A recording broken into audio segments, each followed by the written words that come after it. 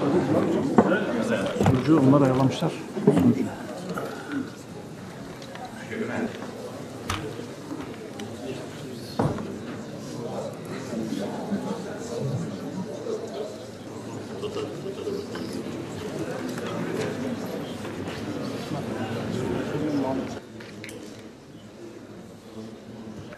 Mevlana Halid-i Bağdadi ve Halidiliğin Bingöl ve çevresi üzerindeki etkisi konulu ulusal sempozyuma hoş geldiniz, onur veriniz. Euzu billahi mineşşeytanirracim. Bismillahirrahmanirrahim.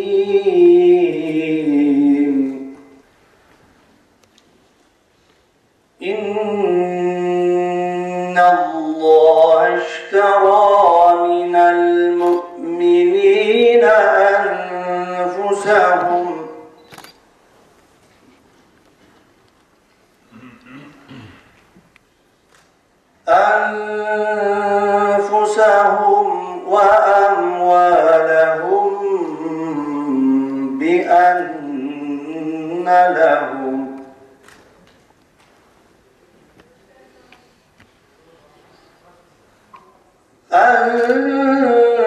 أنفسهم وأموالهم بأن لهم الجنة التائبون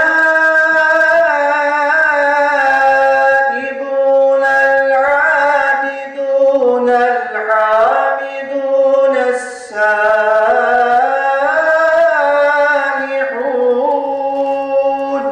Mevlana Halid-i Bağdadi 18.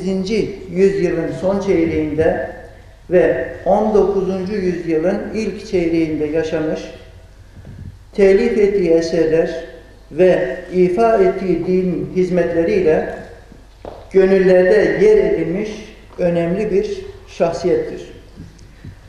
Bir müderris ve mutasavvıf olarak Mevlana Halid hem bizzat hem de İslam dünyasının değişik bölgelerine gönderdiği halifeleri vasıtasıyla dini eğitim ve irşad faaliyetlerinde bulunmuş ve İslam'ın yeniden canlanması için büyük gayretler sarf etmiştir. Bu kapsamda bölgemizde görevlendirdiği halifeleriyle yöre halkımıza da dini hizmetlerin ulaşmasına katkıda bulunmuştur. İşte bu vesileyle bu değerli zatı yad etmek, eserleri ve düşünceleri üzerinde ilmi bir müzakerede bulunmak ve bölgemiz üzerindeki etkisini ele almak amacıyla bu sempozyum düzenlenmiş bulunmaktadır. Anadolu coğrafyasının İslam kültürüyle yoğrulmasında ve bu topraklarda Müslüman bir medeniyetin teşekkül etmesinde tasavvufi geleneğin etkisi göz ardı edilemez. Bu anlamda Ahmet Yesevi, Mevlana, Hacı Bektaş Veli, Ahi Evran ve Yunus Emre gibi pek çok öncül isimlerini zikretmek mümkündür. Bu sufi ve mürşitlerin birçok özelliklerin yanında öne çıkan en büyük yönleri aksiyoner ve mücadeleci bir ruha sahip olmalarıdır. Zira bu süreçte tarikatlar bir taraftan içtimai, idari, askeri ve ilmi hayatın içerisinde yer almış, diğer taraftan da özellikle halk tabakasında fütuhat ruhunu işlemek suretiyle toplumu canlı ve dinamik tutulmasını sağlamıştır. Yine Anadolu perspektifinden bakıldığınız zaman sözünü ettiğimiz tarikatlardan bir tanesi bu hafta ele alacağımız, bu sempozyumda ele alacağımız şekliyle 19. yüzyılda Anadolu coğrafyasında öğrencilerini, temsilcilerini, halifelerini bu bölgeye göndermek suretiyle yeni bir ihya hareketi başlatmış olan Halid-i Bağdadi'dir ve kurduğu Halidiye tarikatıdır. 19. yüzyıl elbette hepimize çok önemli şeyler hatırlatıyor. 19. yüzyıl Osmanlı'nın gerilediği, İslam Birliği'nin tehdit altında olduğu bir dönemdir. Ve bu çerçevede sözünü ettiğimiz tarikat, Irak, Suriye, Anadolu, Balkanlar, Kafkaslar ve daha Osmanlı topraklarının pek çok bölgesinde yine az önce bahsettiğimiz gibi başta ilim olmak üzere mağfiret, hikmet ve ahlak boyutuyla ilmi faaliyetler yaptığını biliyoruz. Halid-i Bağdadi'nin yaşadığı dönemde az önce bahsetmiş olduğum 19. yüzyıl İslam coğrafyası buhranlı bir geleceğin eşiğinde durmaktaydı. Bu coğrafya üzerinde yaşayan ağır politik baskılar altında toplumsal açıdan parçalanma tehdidi karşısındadır.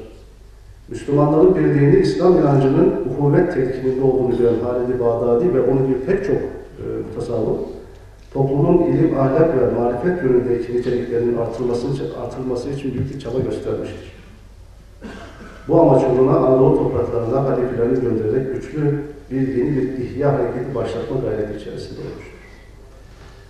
Mevlana Halid'in İslam birliğini güçlendirme ideali uğruna ilmi faaliyetleri öncelediği görülmektedir. Bu faaliyetleri ise daha çok etkisini hissettirdiği bölgede bulunan medreseler üzerinden gerçekleştirmeye çalışmıştır. Mevlana Halid, bölge medrese geleneğini ilmi hizmetlerle beraber irşad faaliyeti yapma yolunda harekete geçirmiştir.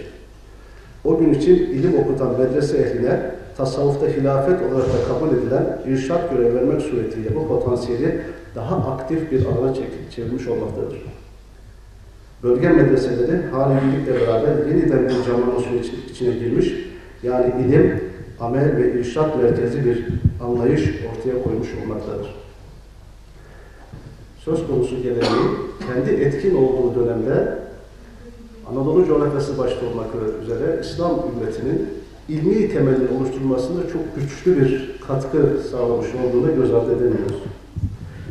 Düzenlemekte olduğumuz bu sempozyumda Mevlana Halid'in hayatı, eserlerinin yanı sıra bölgede Halidi anlayışın gelişmesi ve yayılması, özellikle Bingöl ve çevresinde bu anlayışta yer alan zatların çaba ve gayretlerin tespiti gibi pek çok konu ele alınacak.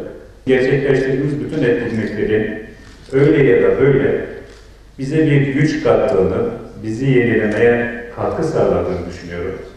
Bundan dolayı da mümkün olduğu kadar kültürel etkinliklere ağırlık veriyoruz. Her hafta mümkün olduğu kadar bu etkinlikler devam ediyor. Elbette ki bu etkinlikler herkes tarafından takip edilecek değil. Herkesin kendine göre programı var. Ama mutlaka bu etkinlikler birileri tarafından da takip ediliyor. Buralarda esas olan şey gerçekleştirilecek olan etkinliklerden istifade etmektir.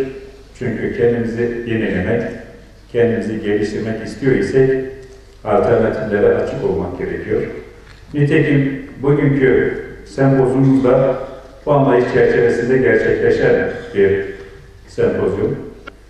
Bu nedenle de sempozyumun somut sonuçları ortaya çıksın diye kanaat önderleri olarak ifade ettiğimiz Bingöl'de şeyh aileleri olarak bilinen her bir aileden, Soğan'dan, Melakan'dan, Çanşehir'den, Genç'ten temsilcilerimizi, kanaat önderlerimizi davet ettik. Bir de onlardan o Halid-i Bağdadi'nin Bingöl'e katkıları, etkileri neyse bizzat kendilerinden dinleyelim istedik. Ayrıca 40'ın üzerinde bildiri var, akademik sunumlar var. Bu sunumlardan da sunum yapacak arkadaşlarımızın gerçekten somut bilgilerden hareketle, arşiv bilgilerinden hareketle Halid-i Bağdadi'nin Bingöl'ü veya çevresi üzerine etkilerinin olup olmadığını ortaya çıkacağını görmüş olacağız. Ama her halükarda bilgi bir kazançtır, bilgi güçtür.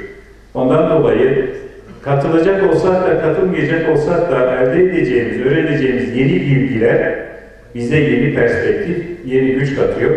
Bu sempozyumun da bize güç katacağını, Halid-i Bağdadi'nin şahsını ve geleneğini tanımamıza vesile olacağını düşünüyorum. Bismillahirrahmanirrahim. Hep bir özlemimizdi Bingöl'de. Üniversiteyle Bingöl halkının buluşturulması, onların bir araya gelmesi, onların az önce rektörümüzün de vurguladığı gibi mümkün olduğunca bu paylaşım, bu bilgi alışverişi süreçlerinin başlatılması bizim için çok çok önemliydi, özlüyorduk. Şimdi böyle bir çalıştayda görüyorum ki hem buraya sunacakları katkı hem de buradan çıktıktan sonra halkın içinde belki de bizim bahsettiğimiz bu geleneği hala bir devamı olarak buradan aldıkları bilgiyi de götürüp tekrar halka sunacak ciddi bir alim ve sufi kesimi var. Huzurlarınızda onlara da çok teşekkür ediyorum bu gösterdikleri, buraya geldikleri için. Ve onlara yönelik çok ciddi bir umut içerisinde olduğumu burada onlarla paylaşmak istiyorum. Sadece bu çalışmayı değil, üniversiteyle veya diğer kültürel faaliyetler kapsamında alınacak her tür bilgiyi halka aktarma, insanlara götürme konusunda siz daha büyük bir görev icra ediyorsunuz ve daha etkilisiniz. İnşallah bu konuda sizden büyük bir duyarlılık bekliyoruz ve size bu konuda Allah'tan muvaffakiyetler diliyoruz. Bir toprağı dediğim gibi silahla fethedebilirsiniz ancak o toprağa gönüllere dokunmadığınız müddetçe, gönüllere girmediğiniz müddetçe, gönülleri fethetmediğiniz müddetçe vatan kılamazsınız. Dolayısıyla bu toprakları vatan kılarken eş zamanlı olarak bu bir tesadüf olamaz. Yunus Emre'ler, Mevlana'lar, Hacı Bektaş Veliler, Sarı Saltuklar bu topraklarda insanların gönlünü fethettiler, insanların gönüllerine girdiler ve burada bizim medeniyetimizin kalıcı olmasını sağladılar. Ben o kanaatini taşıyorum. Yoksa Moğollar gibi yakar yıkar, geçer giderdik buralardan. Nasıl Moğollar geldiler, tarihte bir detay olarak şimdi anılıyorlar. Hiçbir eserleri kalmadı. Kimse de onlardan kalmadı. Dolayısıyla gönüllerin fethi saadetinde Mevlana Halid-i Bağdadi'nin de çok önemli bir dönemeçte 19. yüzyıldan itibaren başladığımız, içine girdiğimiz savruluş ve çıkmazlar döneminde pozitivist akımın zirve yaptığı o dönemlerde bu topraklar üzerinde çok önemli bir fonksiyon ifade ettiğini değerlendiriyorum. Bunun burada akademik olarak tartışılacağını biliyorum. O detayına girmeye ihtiyaç duymuyorum. Ancak üniversitemiz bu noktada bir teşekkürü hak ediyor. Bu savruluşa paralel olarak toprak kaybettik, güç kaybettik vesaire. Şu anda tekrar bir toparlanma, madden bir toparlanma sürecini yaşadığımızı görüyoruz hepimiz. Ülkemizin madden bir toparlanmaya başladığını görüyoruz. Bununla tetabuk eden, bununla eş zamanlı olarak bu tarz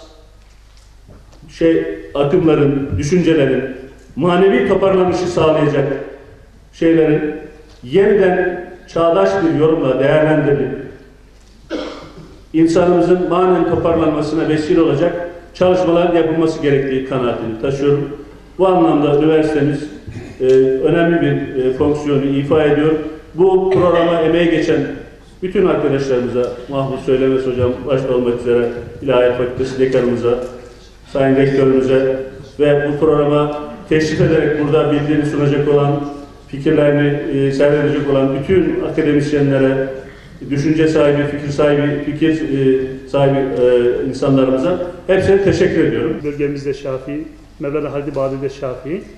Şafii mezhebine göre Darülislam olan bir bölge bir daha Darülharp olamaz.